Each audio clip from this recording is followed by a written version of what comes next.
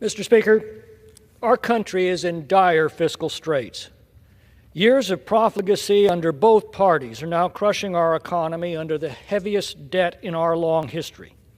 Just paying the interest on that debt now exceeds what we spend on our nation's entire defense.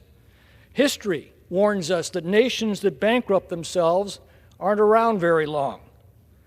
Now, many people find hope in President Trump's creation of an unofficial Department of Government Efficiency, or DOGE. Others propose a bipartisan fiscal commission. But in our haste to pass the buck, let us all remember that it is Congress alone that holds the purse strings. Try as we may, we cannot escape our responsibility. Congress is the ultimate bipartisan fiscal commission because, in a very real sense, the buck starts here. The federal government cannot raise or spend a single dollar unless and until the House says that it can. Ultimately, this responsibility rests with us. It cannot be dodged and it cannot be dodged. Fortunately, we have the ideal tools in our possession to bring spending in line with revenues if we choose to use them properly. The budget resolution and the accompanying Reconciliation Act. Here's how it works. Both houses agree on a spending ceiling by simple majority resolution. Reconciliation instructions are then sent to every House committee with the mandate to report out statutory changes to bring spending within these limits. If they fail to act, the House Budget Committee acts in their place, and a single comprehensive bill goes to the floor for an up or down vote. The bill gets expedited consideration in the Senate, and when signed by the President, all the laws necessary to balance the budget are enacted together.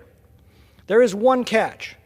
It can only be used to enact the fiscal reforms necessary to implement the budget. It cannot be used for general policy making beyond these fiscal confines.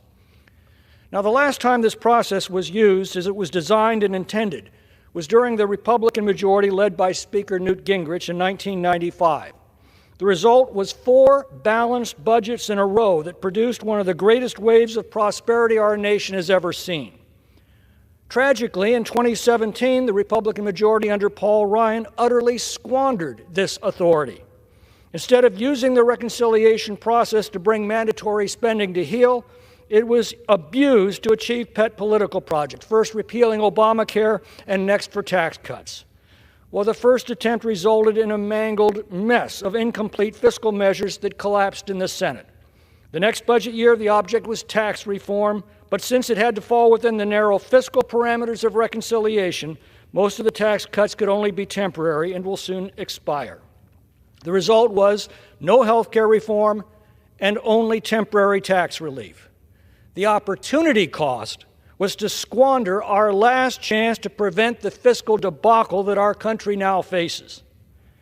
Now, last month, the American people gave Republicans a rare second chance to save our country from insolvency. We must not repeat the mistakes that have brought us here. Republican leaders in the House and Senate are once again proposing to use the budget and reconciliation process not as it was designed, to set spending limits and adhere to those limits, but rather to chase a variety of shiny objects, including tax reform, energy development, and border security. Well, these are all vital reforms, and they need to be enacted.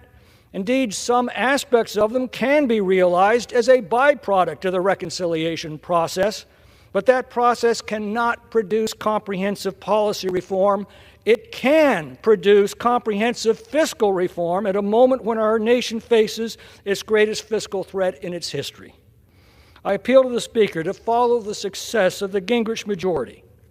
If we repeat the mistakes of the past, we will lose the future.